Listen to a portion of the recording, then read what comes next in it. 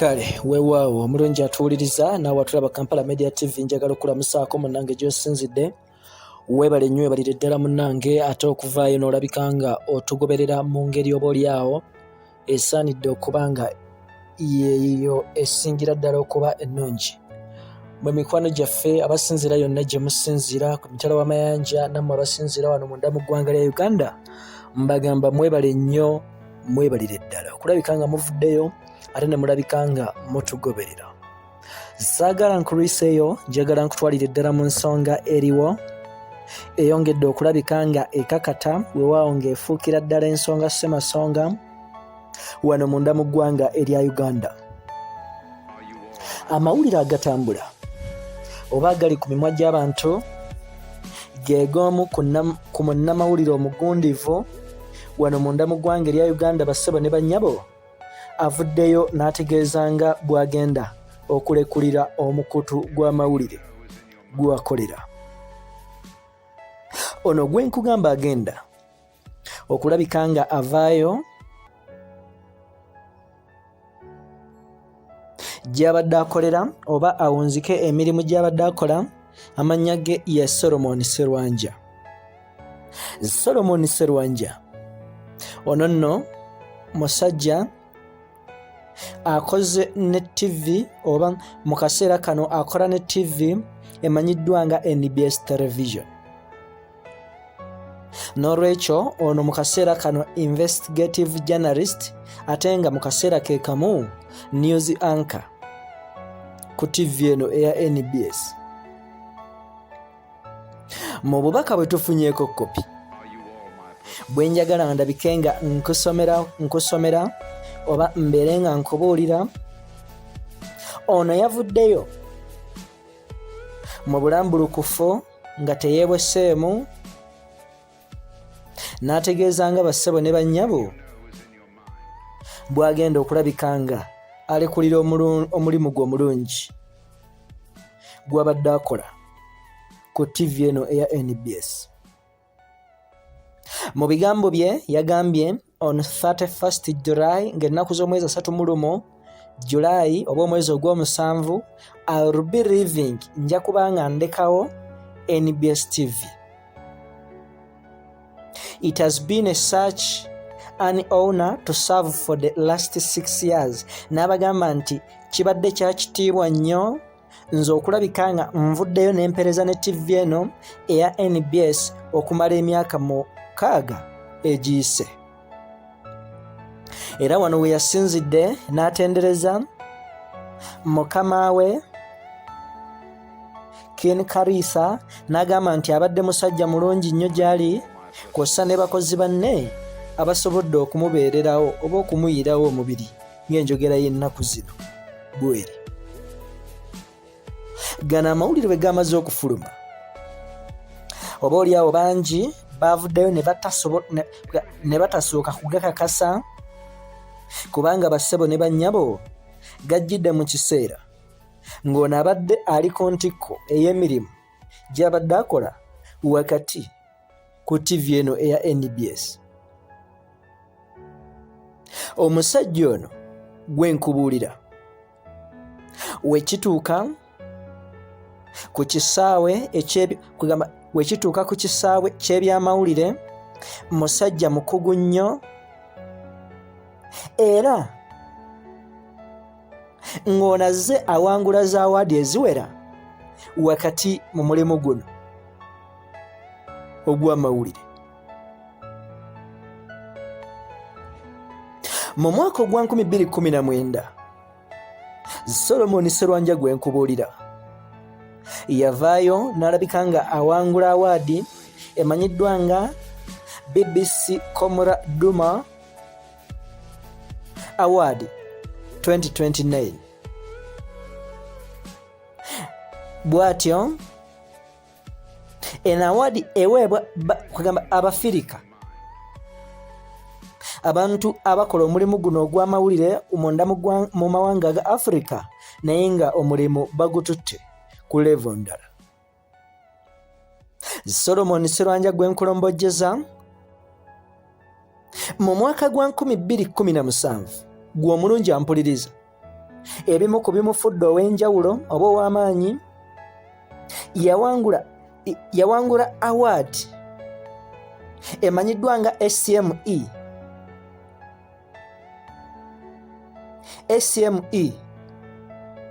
Journalist of the Year 2017.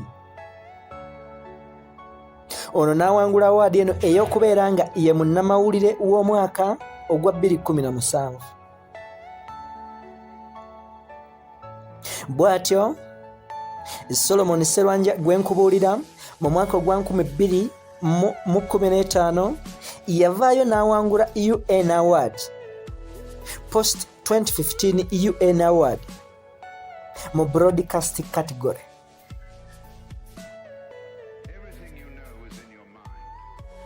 Bassebo ne bannyabo ono mu kisaawe sijja kugamba nti abadde kubanga akyali ono bwe kituuka mu kisaawe eky'ebyamawulire, bassebo ne bannyabo ono yeeriisa enkuuli. N'olwekyo abadde ajja akola emirimu mu ngeri ey'enjawulo era nga ye muntu gw'otayinza kuvaayo n'olabika ng'osuubira okukwitinga. Emirimu gino ku TVM uzisinga okubeera nga ze ziriidinga munda mu ggwanga erya Uganda, oba oliawo buli munnamawulire gye yandyagadde okuvaayo akolere, naye bassebo ne bannyabo ye yavuddeyo n'alabika nga ayagala n'ategeeza nga bw'agenda okulekulira. Nga sinnakutwala ku nsonga ennene lwaki Solomon Sserwanja yavuddeyo n'akola decision efaananako bw'eti: njagalira ddala ndabike nga mu kunoonyereza okw'ekikugu nsobole okwongera okuwaako ku biki ebifa ku mwana mulenzi ono Solomon Sserwanja. Ono musajja mufumbo ky'oteekeddwa okulabika ng'omanya nga tetunnagenda ku kyabufumbo. Ono gwe nkugamba Munnayuganda kye kisooka ng'era yasomera wali ku yunivasite ku kasozi akakulu ak'e Makerere University. Ono musajja mufumbo nga ssemaka era ng'alina omukyala we amanyiddwa nga Vivian Sserwanja. Bano balina abaana bana balambirira, n'olwekyo kitegeeza ebintu by'obufumbo abinamu experience kubanga abinamu n'abaana. Era bensobodde okulabika nga ntegeerako amannya agasoboka nga kuliko Aman, nga kuliko Iman, nga kuliko Upendo, ne kubaako n'owokuna Asante. Ono gwe nkugamba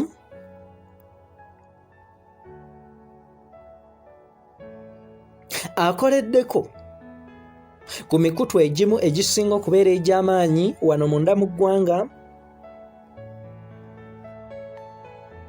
ng'era nsobola okukumenyerako gwaliko essaawa eno gwagenda okuvaako omukutu ogwa NBS TV. Nsobola okukumenyerako nga yavaayo n'akolera ku mukutu ogwa KTN News. Ono yavaayo n'alabika nga akolera ku TV emanyiddwa nga NTV, nga nayo y'emu kuzimu kuzibbingwa wano munda mu ggwanga erya Uganda. Solomon Sserwanja teyakoma okuba ssebo ne bannyabo ebyafaayo bye ne mu kunoonyereza okw'ekikugu kwe tukoze wano n'abakugu aba Kampala Media TV. Ffenna kulaga nga ono yakolako ne ku TV ey'eggwanga eya UBC.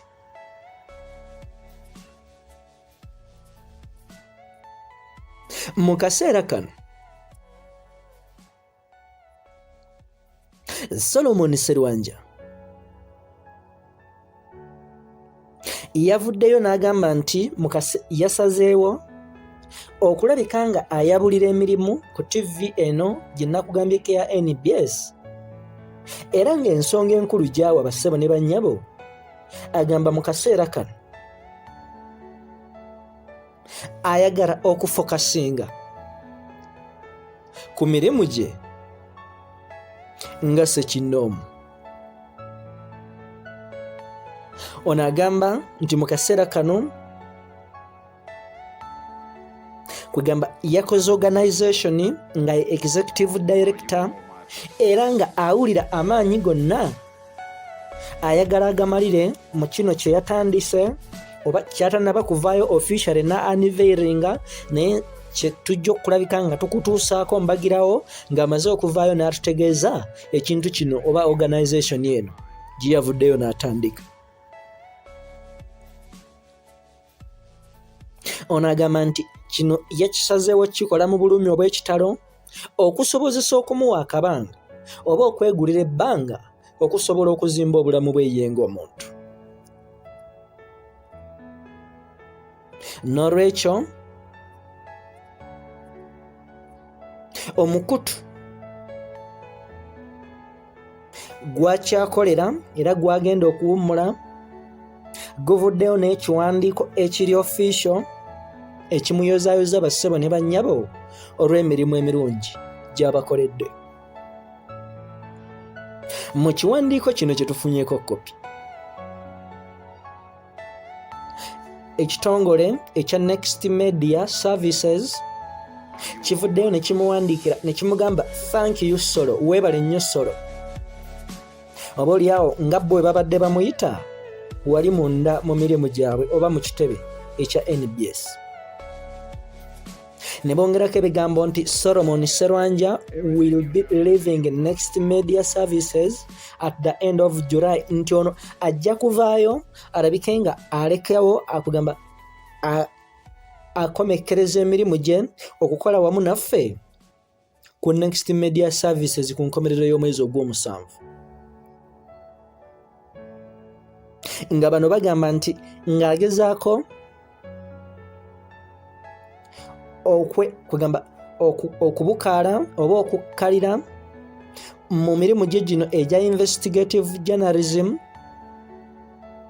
n'emirimu emirala mingi gy'agenda okulabika ng'akola. Bano bongeddeko nti Solomon contribution especially to NBS television newsroom cannot be overstated. Era ne bategeeza nti olw'emirimu ono gy'akoledde naddala newsroom oba ekitongole eky'amawulire ekya ku TV eno NBS, bassebo ne bannyabo toyinza kugirombojja n'ogimalayo. Naye buli kaseera ajja sigala mu birowoozo byaffe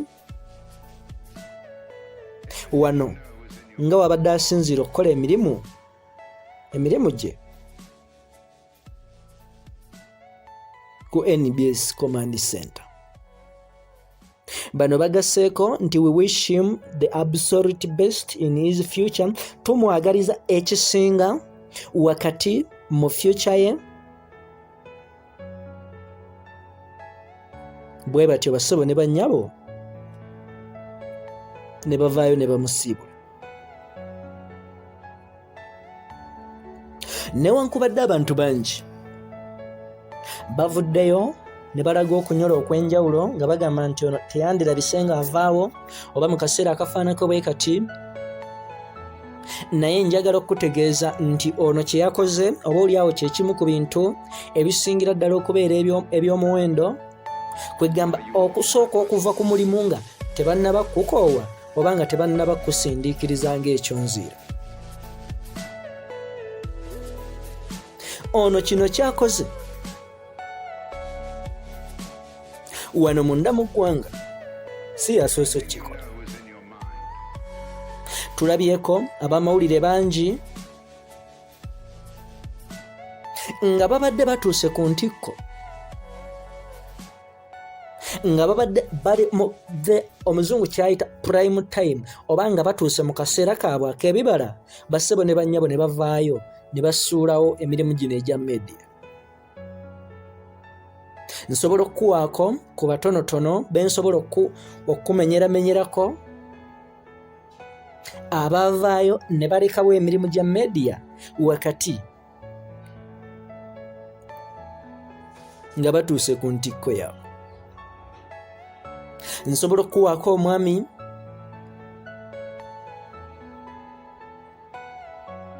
ng'era ono yali yakamala mu kisaawe ky'ebyemedia ab'ebyamawulire kitono nnyo, nga wakati ali mu prime time ye ng'atandise n'okukola investment, n'avaayo n'alekawo emirimu gya media.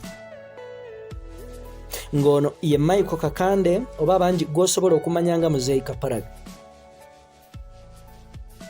Yavaayo bw'atyo n'afuluma eggwanga lya Uganda n'agenda emitala w'amayanja gy'ali mu kaseera kano oba oliawo gy'akwaziza emirimu emirala. Nsobola okuwaako omukulu Don Miles Ssebaggala, abangi gwe bwali mumanyi nga Kigatto, nga naye oli Kapalaga gwe nkugambye yali ku Radio Simba ne Don Miles yali ku Radio Simba, wakati ng'akoze emirimu alimye olulimbire lwalimye bassebo ne bannyabo, naye yavaayo n'ava mu media. Nsobola okuwaako gw'omanyi obulungi, gwe mutegeera obulungi kakati mu kaseera kano nga mubaka wa Parliament Honorable Mbazira Bashir Kazibu.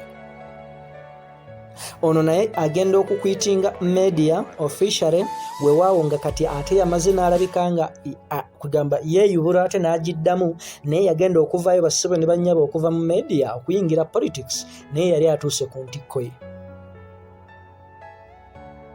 N'olwekyo Solomon Sserwanja kyakoze si yasoose okukikola, wabula bangi abavuddeyo munda wano munda mu ggwanga erya Uganda b'omanyi abavuddeyo ne basobola okulabika nga bava mu kisaawe kino eky'ebyamawulire. Nkwebaza okutugoberera. Weebale nnyo, weebalire ddala okusigala nga otufudde bannambeemu wakati mu mpeereza zaffe, nga nkugamba nti gwatana bakulabika nga osubscribinga mwana wa mama mwana wa taata, genda maaso olabike nga osubscribinga, ate ensonga tweyongere okulabika nga tuziggwenyera. Yenze Ssemaganda Moses Hope nkugamba nti weekumire Kampala Media TV, enteekateeka nnyingi oba oliawo tukyazikuleetera.